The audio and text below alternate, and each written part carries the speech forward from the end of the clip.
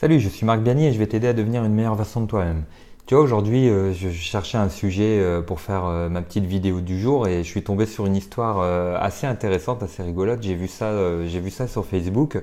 En fait, je voyais une nana qui parlait comme quoi elle s'était disputée avec son mari sur un truc.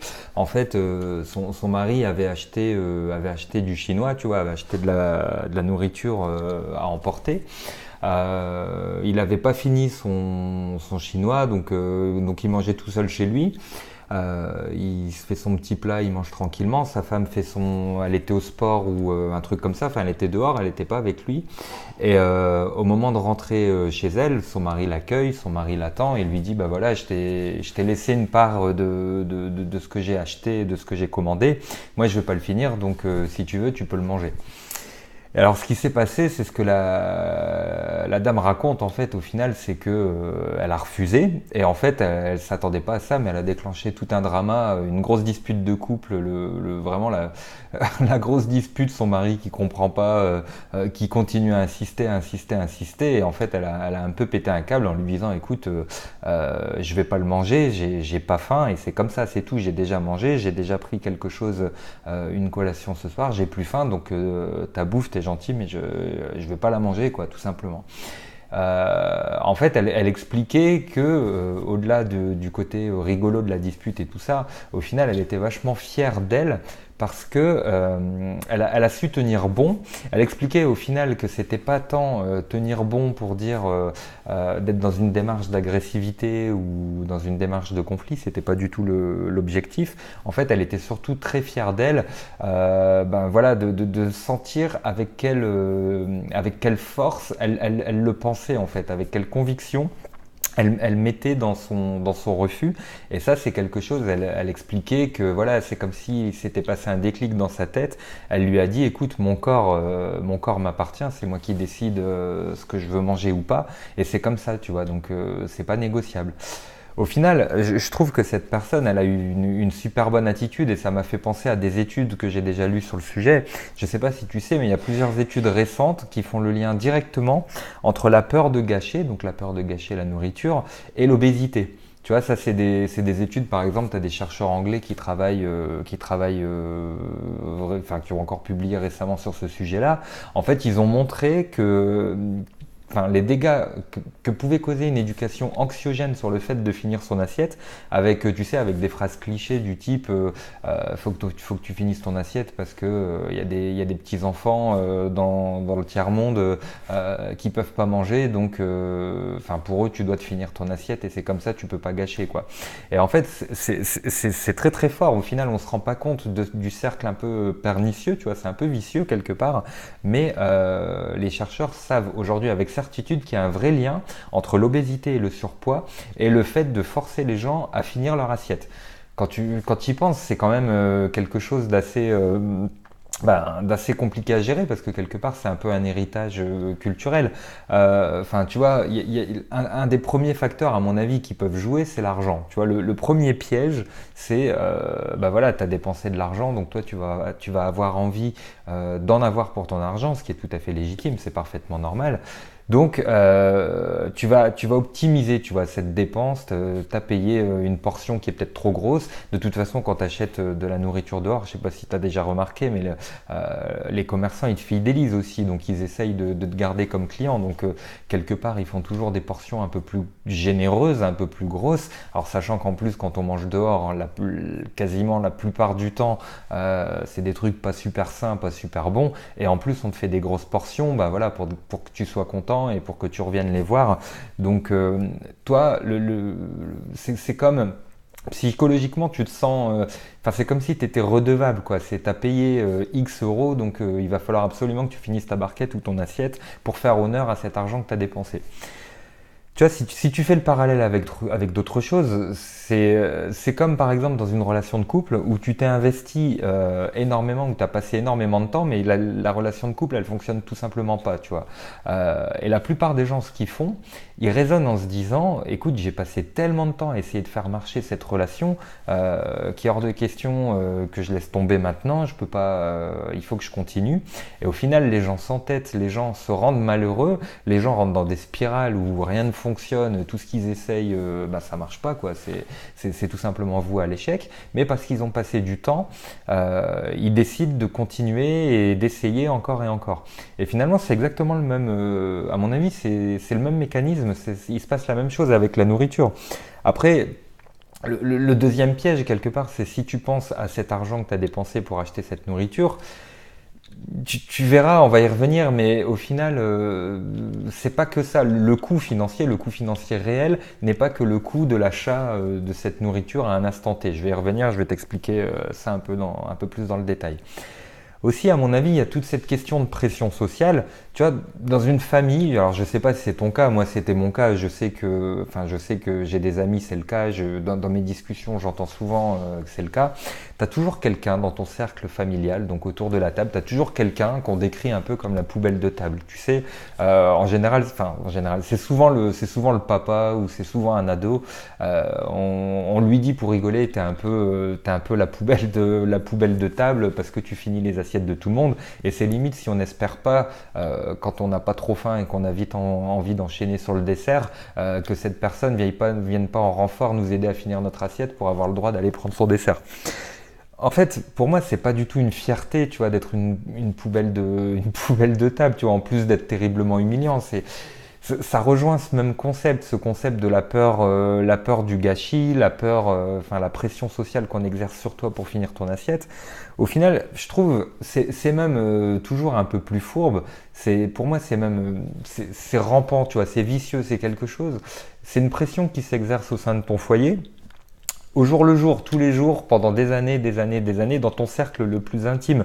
Donc au final, ça s'arrête jamais, c'est une pression qu'on te met constamment, qu'on te rabâche, c'est quelque chose qui te reste et qui reste ancré en toi après, et c'est normal que tu le transmettes à tes enfants et que tu le transmettes aux autres. Forcément, si tu as connu toujours cette angoisse de l'assiette non vide au moment de la mettre dans le lave-vaisselle, bah ouais, c'est une pression qui est, bah voilà, c'est un peu bizarre, mais tu as ça sur les épaules, c'est un peu dur à expliquer. Mais comme je te disais, maintenant que les chercheurs ont vraiment fait le lien entre ça et l'obésité, peut-être qu'il faudrait un peu réfléchir à ce qu'on fait, à notre façon de consommer, à notre façon de manger, tu vois. Enfin, je sais pas. En tout cas, ça me paraissait important de t'en parler.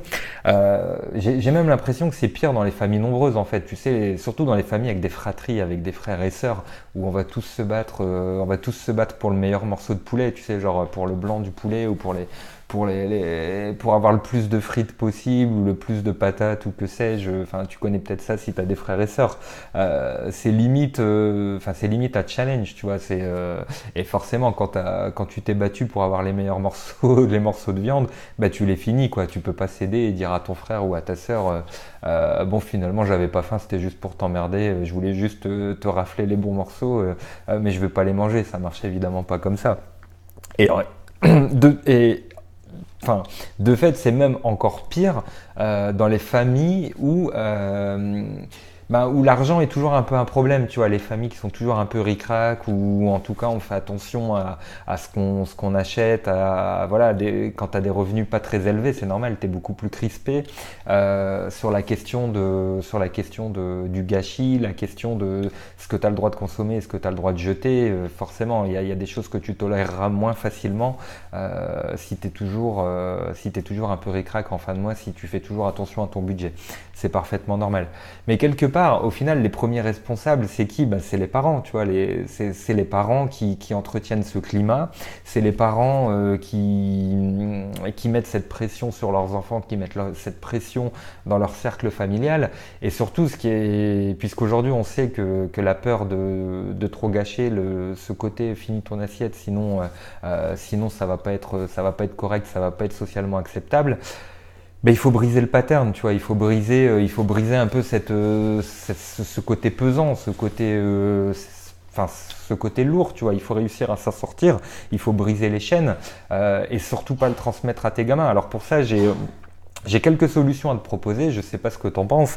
Tu vois, déjà, par rapport au concept de gâchis, si tu prends du recul, si tu analyses un peu le truc en détail, manger trop, c'est de toute façon du gâchis. Tu vois, trop manger, c'est de toute façon, enfin, tu forces ton corps à gérer un surplus de nourriture qu'il n'avait pas envie et qu'il n'était pas en mesure d'absorber de toute façon. Donc, enfin, tu vois, quand tu es déjà en surplus et quand tu continues à manger, ben, ton corps, il doit gérer avec cette pression. Tu vois, c'est une pression à tous les niveaux parce que ce surplus d'aliments que tu vas ingérer, bah, tu vas le transformer en gras, en graisse. Ça va affecter ton cœur, ça va affecter tes organes. Voilà, c'est mauvais à tous les niveaux, tu vois. Enfin, clairement, enfin, tu ferais tout aussi bien de tout jeter à la poubelle, le résultat serait le même, sauf que tu n'aurais pas les impacts négatifs sur ton corps. Tu vois, tu devrais réfléchir un peu à ça. Surtout que l'alternative, c'est quoi finalement peut-être que la meilleure alternative quand tu es dans ces cas-là, bah, c'est de trouver des modes de conservation que tu puisses voilà, garder, je sais pas, mettre de côté, mettre des choses au frais, au congélo ou que sais-je. Mais ça, c'est aussi quelque chose, c'est une solution qui n'est pas à écarter. Donc ne te force pas non plus à manger à tout prix. Alors après, le deuxième truc qui me paraît important, c'est aussi de briser les clichés à la con. Tu vois, à un moment, faut arrêter, faut arrêter le délire. Tu vois, t'as toujours le célèbre cliché des enfants qui meurent de faim en Afrique, à grand renfort de publicité, encore une fois, qui sont toujours très culpabilisantes, enfin, c'est limite si on ne te demande pas de te sentir mal d'avoir le confort que tu as, on va toujours te ramener. Bah oui, il y a des enfants, il y a des gens qui meurent de famine. Alors c'est de moins en moins vrai aujourd'hui, mais c'est vrai que ça existe toujours. Mais enfin, à un moment, faut arrêter les parallèles complètement débiles. Est-ce que trop manger ou trop consommer à ton échelle, à ton niveau local, dans ton cercle familial ou dans ton pays, va changer quoi que ce soit à la situation des gens moins bien lotis dans le tiers-monde? Enfin, évidemment que non, tu vois, ça n'a absolument aucun rapport. Finir ton assiette va absolument rien changer à leur sort, tout comme finir ton assiette n'est pas un acte politique, n'est pas un acte d'engagement, c'est pas de la résistance, c'est pas je ne sais quelle grande cause ou tu vois ce qu'on t'a mis dans le crâne.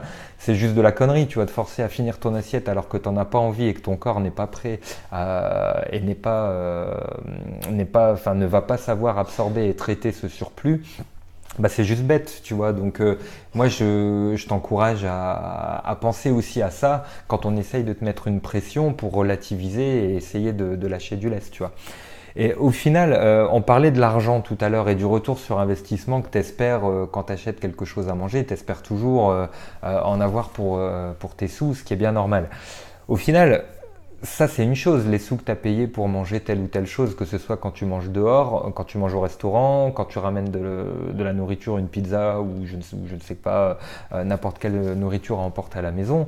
Ça, c'est des coûts que tu vois directement, tout comme les coûts que tu peux calculer quand tu reviens du supermarché et que tu fais tes propres plats.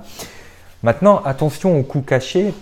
Les coûts réels, tu vois, de la mauvaise alimentation, les coûts réels qui vont peser sur ta propre santé. Tu vois, quand tu manges pas bien, quand tu manges des aliments qui sont néfastes pour ton corps, qui sont difficiles à absorber comment dire, à assimiler par ton organisme, au final, bah, le résultat c'est quoi? Ben, tu as des chances de finir en surpoids avec toutes les complications et tous les problèmes que ça entraîne. Tu raccourcis ton cycle de vie quelque part, tu vois, la réalité elle est là. Tu deviens un poids pour toi-même et tu deviens un poids pour la société. Et ça aussi, ça a un coût, tu vois. Donc si vraiment on t'emmène sur le terrain de l'argent, bah ça c'est aussi un contre-argument que tu peux donner. Oui, mais ok, tu as le coût direct de l'achat de l'alimentation, mais tu as aussi toutes les externalités comme le coût sur ta santé que tu vas entraîner à mal manger ou à rester en surpoids. Donc ça c'est une réalité qu'il ne faut pas non plus oublier. Et tu vois, après, j'ai même envie de dire si l'argent est un problème, si l'argent, tu vois, c'est quelque chose, voilà, si t'as pas beaucoup de revenus ou si dépenser trop d'argent pour ton alimentation est quelque chose qui est anxiogène pour toi, tu peux aussi, enfin, il y a une solution qui est toute simple. Pourquoi ne pas tout simplement consommer moins? Tu vois, consommer mieux, consommer moins. La solution, elle est simple en fait, c'est d'apprendre à cuisiner des portions qui soient réalistes pour une personne, pour un adulte, pour un enfant. Tu vois, tout ça, c'est des choses qui peuvent se calculer. C'est d'ailleurs des choses sur lesquelles je peux t'aider. Un enfant doit manger autant de grammes de pâtes, un adulte doit manger autant de grammes de pâtes. C'est pas la même chose, mais ça, c'est des choses qu'on sait mesurer et qu'on sait définir avec précision. Ben voilà, arrête de remplir ta casserole au risque d'en faire trop. C'est une vraie éducation en fait qu'il faut avoir, mais c'est pas quelque chose de très compliqué. C'est quelque chose de facile à apprendre en ajustant, en faisant des ajustements progressifs, et surtout sur les étiquettes aujourd'hui. Je sais que je critique souvent l'alimentation de l'industrie, je critique souvent l'alimentation des supermarchés quand on fait pas attention et quand on sait pas lire les étiquettes, mais il y a quand même une chose de bien qu'il faut avouer, c'est que les étiquettes, justement, de par les différentes lois de protection du consommateur qui existent, sont plutôt exhaustives, et au final, quand tu prends la peine de vraiment les lire, tu as souvent dans les petits caractères les portions recommandées, des choses comme ça, et quand tu suis simplement ces indications-là par rapport à ce que tu fais d'habitude, tu vas voir que ça va déjà te limiter, parce qu'on a toujours tendance à sous-évaluer la quantité d'ingrédients nécessaires pour faire un plat. Et au final, ne serait-ce que suivre simplement les portions recommandées, mais les portions recommandées sur le paquet, tu vois, tu les inventes même pas, tu vas voir que ça va t'aider à limiter un petit peu ta proportion pardon, à faire des portions trop élevées, trop grandes, et ça va te limiter naturellement. Essaye, tu verras que ça peut fonctionner aussi, c'est une des solutions que je te propose. Au final, quand tu réfléchis bien, tout le point du truc, c'est de savoir reconnaître quand c'est assez. Tu vois, c'est savoir reconnaître le moment où c'est bon, t'as plus besoin de manger. Parce que imagine si ton corps, enfin, je sais pas si on parle d'évolution par exemple, si on parle de l'évolution du genre humain, imagine si ton corps était capable d'évoluer et de stocker tout le surplus d'énergie que tu lui donnes pour l'utiliser plus tard, tu vois, ça ce serait magnifique si tu pouvais faire des genres de réserves que tu constituerais pour te préparer à survivre pour les jours d'après. Bon, malheureusement, ça fonctionne pas comme ça. Au final, ce qu'il convient de faire, c'est de régler quelque part des années de lavage de cerveau complètement néfaste. Et même en tant qu'adulte, c'est super dur de se libérer de ces idées reçues. C'est super dur de se libérer de cette pression sociale. C'est super dur de se libérer de cette pression psychologique et de ce rapport qu'on a avec l'argent qu'on a dépensé pour se nourrir. Mais toi, quelque part, tu dois te rappeler, tu vois, ça c'est primordial pour toi, tu dois te rappeler que ton corps, à partir du moment où il a eu les nutriments et les quantités dont il avait besoin pour bien fonctionner, tout le surplus est mauvais, tu vois, tout le surplus est du gâchis. Quelque part, toi, l'exercice que tu dois réussir à faire, c'est d'arriver à ne jamais ressentir la pression, cette pression qu'on te met pour manger plus, tu vois, tu dois pouvoir dire stop, ton corps, c'est ton temple, tu vois, c'est même pas négociable, c'est toi qui choisis ce que tu fais entrer, et c'est comme ça, c'est tout, et que les gens soient contents ou non, c'est toi qui as le contrôle, tu vois, quelque part, c'est toi qui dois récupérer le contrôle et pouvoir mettre le haut là quand c'est bon, quoi, c'est à toi de savoir reconnaître quand c'est assez. Et tout ça, c'est un entraînement que tu peux faire. Toi, tu es capable aujourd'hui d'entraîner ton corps à s'arrêter quand il le faut. Tu vois, moi, je te propose des solutions vraiment très très concrètes et très applicables pour réussir à faire ça. Tu vois, on l'a vu tout à l'heure, cette peur du gâchis, cette peur de l'assiette pleine, de jeter les aliments à la poubelle avant de débarrasser la table après chaque repas. C'est quelque chose qui est directement associé à l'obésité et au surpoids. C'est une pression sociale, c'est une éducation quelque part qui a été défaillante, c'est une éducation qui est basée sur des clichés et sur des idées reçues. Mais si encore le problème c'était juste que tu te trompais, que voilà, tu faisais quelque chose qui n'était pas optimal, mais sans plus. Mais le problème, il a beaucoup plus d'impact que ça, parce que toi, c'est quelque chose que tu vois sur la balance, c'est quelque chose qui te permet pas d'apprécier le plaisir le plus simple de la vie, qui est de manger. Et au final, ça devient une galère, ça devient quelque chose de pénible. On t'enlève le côté le côté plaisir, et tu as toute cette pression qui en plus se voit sur ton corps et peut te rendre potentiellement malheureux ou malheureuse. Donc moi, je te propose de travailler sur toutes ces questions-là. Tu vois, cuisiner les bonnes portions, c'est un art, c'est quelque chose qui s'apprend, qui va te servir dans ta vie de tous les jours et tout au long de ta vie. Moi, c'est ce que je te propose au cours de mon accompagnement Venus Body, en plus d'autres choses, tu vois. Donc, ça fait partie des sujets que j'aime bien aborder. Ça fait partie de ces petits réajustements psychologiques qui font toute la différence sur le long terme. Ça t'aide à mieux manger, ça t'aide à mieux acheter aussi. Donc tu gagnes à la fois sur le plan de la santé, tu gagnes à la fois sur le plan de la forme, parce que tu vas voir qu'il est possible de cuisiner des plats qui te donnent une meilleure énergie, qui te donnent plus de pêche, qui te permettent de tenir plus longtemps tout au long de la journée sans grignoter, sans avoir besoin d'avoir recours à des collations ou à des snacks, des biscuits ou des saloperies qui vont te faire encore du mal. Tout ça, je t'explique tout en détail dans mon programme. Donc je t'invite à cliquer sur le lien en dessous de la vidéo. Tu vas avoir toutes les explications pour voir si tu as envie d'aller plus loin sur ces questions-là. Et voilà, donc on va voir comment te rééquilibrer à la fois sur le côté pratico-pratique, rééquilibrer l'alimentation, qu'est-ce qu'il faut acheter, comment mieux économiser ses sous pour acheter les choses qui sont vraiment bonnes pour toi, qui vont te caler, qui vont ne plus te donner cette sensation de faim, qui va te faire te ruer sur n'importe quelle collation, ou qui vont te faire finir ton assiette alors que tu n'as pas besoin de le faire. Donc tu vois, tu as cette dualité, tu as ce double côté. On va à la fois parler de ce que tu dois acheter, ce que tu peux acheter et des quantités et tout ça que tu peux manger.